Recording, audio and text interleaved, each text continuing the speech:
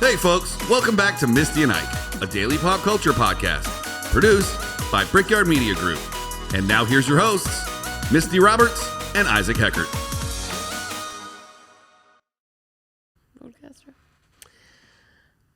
Hello? Hello? Hello. Hi! Wasn't sure if you were there or not. I wasn't sure if you were there either. Oh, see what you did there. Yes. Sharing is caring. Sharing is caring.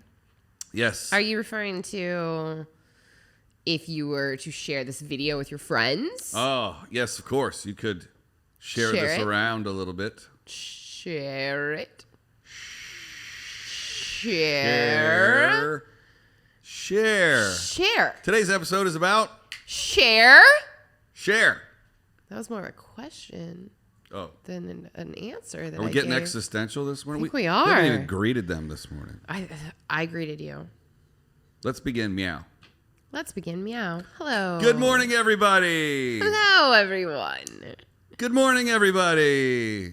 Hello, everyone. Welcome to We just can't just come out of the gate with it like that, can we? I think... It's only 15 minutes. We got to get right to it. I think so.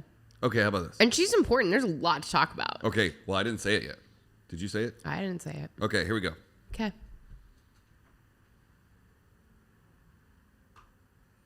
Good morning, San Diego. Hello, Los Angeles. Hello, Los Angeles and greater outlying areas. Hello, Pasadena. And even you, Glendale. Ew, no. No, just kidding. Not you, I love you, Glendale. Glendale, the brand. Not Americana. Welcome. Happy good morning to you, Misty and Ike fans. Happy good morning to you. Happy good morning to you. I like that. Here's a shot of Misty. Hello, everyone. And here I'm looking at Misty's camera now. Stupid. Good morning, guys. It's Cher Day. It's Cher Day because it's her birthday. What are you going to share with me? Everything about Cher. We're going to share. She's so great. Share. Cher. Special shout out to our collective hairstylist, Leanne Huffman. Who is the biggest Cher fan in the world. Yeah, I'll probably have to bleep her last name. Leanne. Yeah. We'll call her. Her name is Leanne. And her she Instagram, is a giant Cher fan. Her Instagram is share, cats, share. At Yahoo. For real? No. I don't think you made that up. She loves her some Cher, and so we're going to dedicate this episode to her. And if you're wondering what Cher looks like, here's a collection of pictures of Cher over the years. That's the Cher we're talking about. Look at that. Yeah. Fantastic Do woman. you believe in life after love? Love. I thought it was gloves. And that would be an episode, our first episode, about misheard song lyrics. Oh, what a callback. If you want to go back to episode number 1 and see where we've come from. Yeah. Well, let's get into some Cher facts. All right. Cher. Cher. She just, I mean, first of all, she's also, we talked about her in our episode about Anonymous. People that only go by one name. Yeah, do you want to know what her real name is? I do. What is it? She was born Sherilyn Sarkisian, which has a kind of a ring to it. It does, and it has a, Yeah. A little bit. I'm a mononymous now. Ike. Yeah. Just Ike. Just Ike. Just Ike. Just Ike. Oh my gosh, that's really funny because we just Iked with the Jazz Hands, which is just Jack from Will and Grace, who is also known for being a huge Cher fan on the show and doing Cher impressions. Yep. And he is played by our favorite Sean Hayes. Sean Hayes. From the podcast Smartless. Look Yeah. at that 7 degrees of like. Look at that. I can smell the bacon. Does that? I think that means you're having a stroke. No, it's 7 degrees of Kevin Bacon. Oh. Cheapers. Did you know that Cher was on TV before as a kid? Before as a kid? I didn't know that. Man, what is it? Thursday morning? Feels like it. Boy, I got a Feels like a Thursday. When Cher was a child, her mother booked parts for her and her sister to appear as extras on shows like The Adventures of Ozzie and Harriet. Oh my gosh. Wow. Which Yeah. is like the biggest show out there then. I mean, I know actors. How did her right mom now. do that? I don't know. Because her mom was also an actress. Well, why are you asking me if you know? Because I want to see if you knew. It was like a now quiz. I'm getting tested. It was a quiz. Cher quiz. Trivia.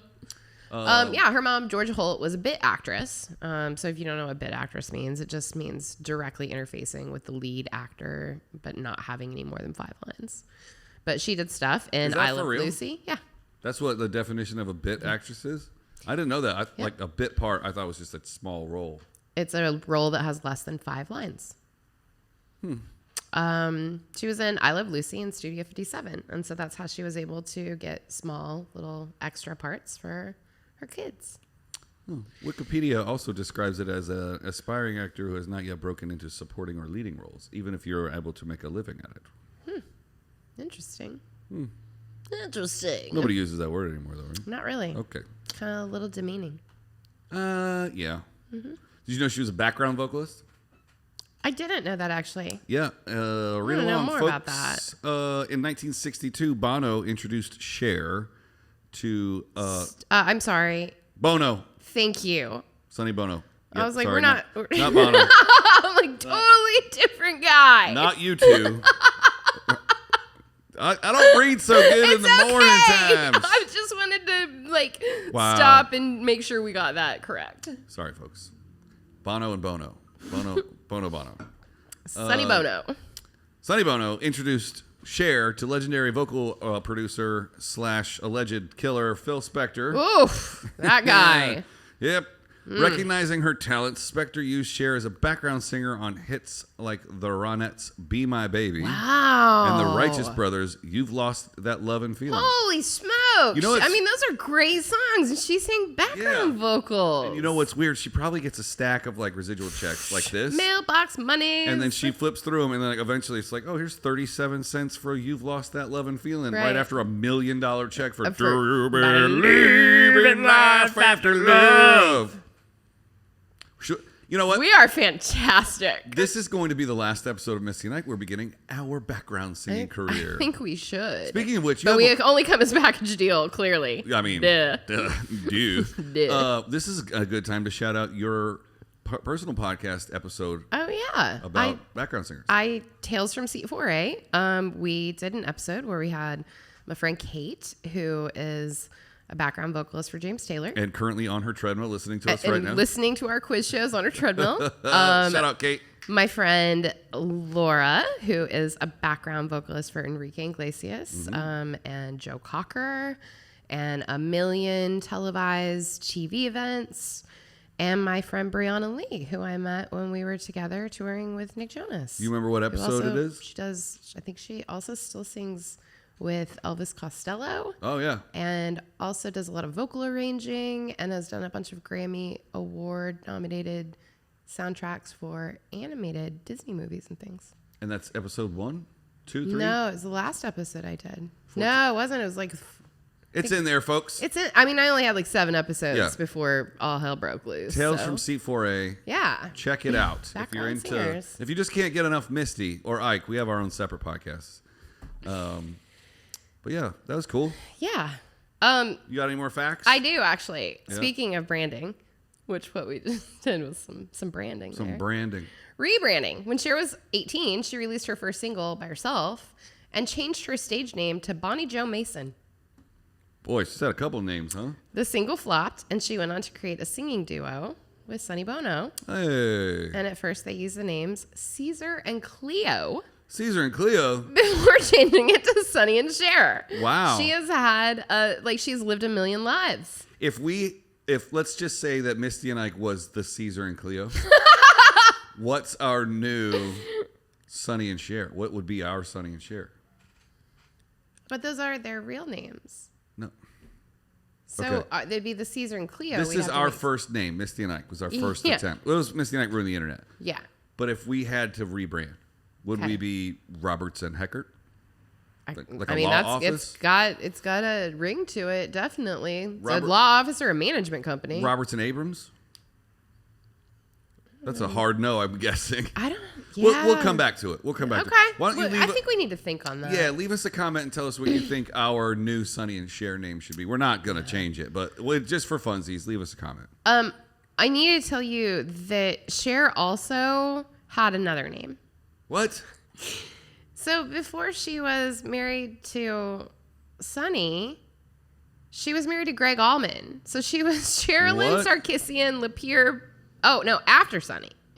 Sherilyn Sarkisian Lapierre Bono Allman. That makes more sense. Bono Allman. Well, check it out. Did you know she had a Barbie? I did. Because yeah. Okay, I didn't. At the height of the Sonny and Cher show's popularity in the 1970s, the toy company Mego made Barbie? I've never even heard of Mego. Me but neither. no, Mattel makes Barbie. Right. Released a doll of both Bono. Dope. Oh, yeah. It's not an actual Barbie. Bono. Just a doll. Bono, not Bono. You want to count the number of times I get Bono and Bono? Not really. And Cher. Understandably, kids couldn't wait to get their hands on the Cher doll. The miniature version of the singer ended up being the highest selling doll of 1976. That's pretty cool. Oh, so she didn't have her own Barbie. She beat out Barbie. Yeah, it was just a doll that was her put out by a different company. Yeah. I'm not surprised, though. Like, Cher beats Barbie. I want a doll. A Cher doll? No, of me. Oh, we should get Funko Pop dolls. Oh, that'd be cool. Like my boy Joe Coy. Joe Coy. Yeah. That's right. Yeah, you can't really see it. It's glared out. It's okay. Everybody knows, it's Joe Coy, and he has a Funko doll. Yeah, if you're watching this on your phone, you definitely tell that that's Joe Coy. Yeah, totally. Sure, 100%. Because your boy produces his show. No big deal. Along with Tales from C48. No big deal. Anyway, let's see here. She shares something in common with Carol Burnett. Okay, color me intrigued.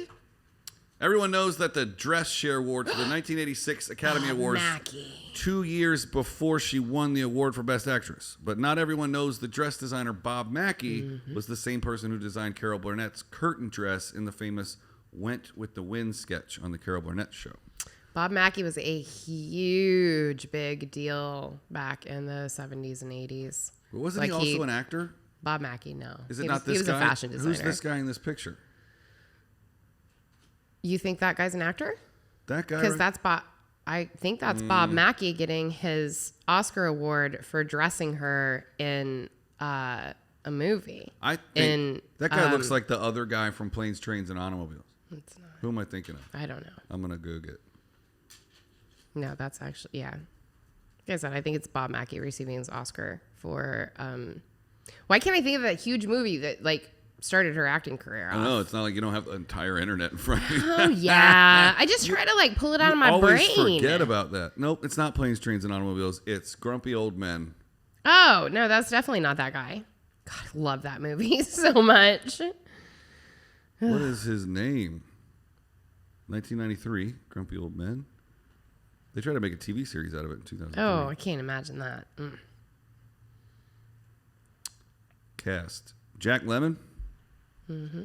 And Walter Matthau. Yeah. Walter. Why did I try to call him Robert? Ralph. Robert Matthau. All right. Well, that's who I thought it was. Anyway, Cher, more facts. Moonstruck. Moonstruck is the movie I'm trying to think of. So glad. Sorry. Moonstruck, everybody. Let's show Moonstruck. people. It was a big deal. Do you have a picture of the poster? I don't, because I pulled that from my brain. But here, let me pull one up real quick. She could have been Louise in Thelma and Louise. That would have, I struggle when we talk about that, like somebody that was supposed to play something. Yeah.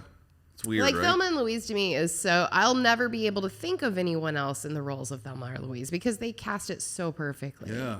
And those two women will forever be Thelma and Louise. And I just in my head, I'm like, ooh, I wonder, that would have been weird. Well, I wonder if she feels like she made the right choice because she turned down the part of Thelma Dickinson in Thelma and Louise in order to appear in the 1990 film Mermaids. Mm-hmm. The parts eventually went to Gina Davis, but we can't help but wonder what the movie would be like with Susan Sarandon and Cher. But Mermaids was equally as popular as Thelma and Louise. No way. It does not have a cult following like Thelma and Louise did. Mermaids was a big deal. I saw it in the theater and I couldn't wait to go see it because it had Winona Ryder in it. And I was like, oh my God, Winona Ryder's like the coolest person in the world. Okay, Mermaids made $35.4 million. And Thelma made a lot more than that. I'm telling you my own personal experience. Not much more. Okay. My personal experience, Mermaids came out, and I was way more excited to go to the theater and see Mermaids. I didn't build my love of Thelma and Louise until way later in life. Okay. Mermaids had somebody in it that was my age that I was like, I want to go see that. I idolize Winona Ryder. Okay. Well, do you want to guess how much Thelma and Louise made? I can't guess. It's right in front of me. Oh, sorry. Screen. You can't see it. I'm like, I already know. Well, we haven't said it out loud for the audio folks yet. It's 45.4 million as opposed Not much to more. the old 35.4. So 10 million more. I mean, back then 10 mil was quite a bit. It was. It was a lot. You could buy like a lot of Coca-Colas and French fries with that money. I do have the poster for Moonstruck up. Oh yeah, let's see it. So Moonstruck was really like Cher. Like people were like, "Wow, Cher is actually a serious actress, not just this variety show kind of person." And she starred in it with Olympia Dukakis, who sadly passed away last week. I have no idea. Last week? Yeah, Cher wrote a beautiful eulogy to Olympia. Oh, that's Olympia. She was also in Steel Magnolias. She's just always been known as the funny old lady. Yeah, she's been in a ton of stuff. Yeah, she was an icon. Like, she had her heyday, definitely. That's Olympia. Yeah. Lived a very, very long and productive life. Yeah. Yeah. R.I.P., bro. Yeah, pretty great. Yeah. Let's see. More iconic facts about Cher. Yeah. She helped pioneer auto-tune. She sure did. We listened to it. Check it out. We did listen to it. I didn't know it was that song, though. Cher's biggest single to date in 1998's Believe, which spent 4 weeks at #1 on the Billboard Hot 100 and went on to become one of the best-selling singles of all time. The song was notable for the use of auto-tune to produce Cher's altered voice on the recording.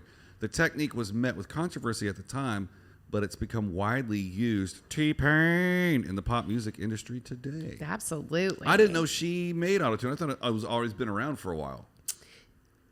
I mean, you've had versions of it, but the popular version that everyone is able to utilize now, that's like much, much more widely available to everyone. Yeah, I mean, it's on. And the very, like, you used to use autotune to make something sound naturally good. And now you use it to actually distort. Like, Cher was the first person that it was like, let's make this vocal obviously distorted by using as an effect. Yeah. That song Believe also broke records. With the success of Believe, Cher became the oldest woman to have a #1 song. How? 52. That's awesome. It was marked as the longest span between #1 songs for any artist. Cher had to wait nearly a quarter century between #1s, with Dark Lady hitting the top spot in 1974 and Believe hitting the same milestone in 1999. That's real cool. Yeah, it is. Do you know that she was diagnosed with severe dyslexia? Oh. She didn't get diagnosed with that until she was 30 years old. Whoa. They didn't invent it till then. Nah, it's been around for quite a while. Come on, dude. That was a joke. Invent dyslexia? It exists. They just discovered it. Yeah, but you have to name things, blah, blah, blah. I name you Dyslexia. I bet there's some kids out there. I bet there's a kid out there named dyslexia. In some neighborhoods that I grew up in. Why do parents do This is my friend dyslexia. Why do parents do things like that to children? I will never understand. You know what? I think Cher should have an EGOT. She should. She's an actor. She's done plays. Yeah. Yeah. Let's campaign. Let's start a petition. Leanne. And campaign for Cher to get an EGOT. You're in charge of this project. It's Get Cher an EGOT. It's the Get Cher an EGOT project. Yeah. You take it from there, Leanne. Yeah. We got your back. We'll promote it on the show. Do you know she's a real life hero? Did you ever know that you could be my hero? I wonder if her and Bette Midler are friends. Oh, they have to be. They have to be. I don't know. Two very strong personalities like that could be oil and water. But I never know. I think that two contemporaries that have experienced that much success, that's true. There are only a few people that you can relate to when you get to that level. Unless they just clash personality-wise like me and you, then they have to be friends. I was wondering how long it was going to take you to say that. Because if you didn't say it, I was going to say it. Well, it's been said. So this is cool. Her and Meryl Streep once came along, like they were walking through New York City, because they are friends. And they came to the rescue of a young girl who was being mugged. Ooh. Cher also once crashed a small plane that she was piloting during a snowstorm, but crashed it in the manner that no one got injured. Wow. Like, she's legit like a real hero. She's a real pilot. Yeah. She's saved lives. She's been in less tragic plane accidents than some people we've talked about on this show. It's true. Yeah. Yeah. It's easy to go down in a plane. Yeah. Yeah, definitely. Planes are hard, guys. Don't go out there flying unsupervised. Take your flight instructor with you. Oh my goodness, we've gone long. Oh my gosh, I didn't realize we could talk that long about Cher. I think we shared a little too much. And that's been Puns for One, starring your boy Ike. Stupid. I think we shared a little too much. Okay, I've had a little too much to share today. Well, thank you for sharing with me, Misty. Thank you for sharing with me, Isaac. And You're the Cher to my Thelma. On three bad puns now, we will call it a day since it's not Friday. See you tomorrow.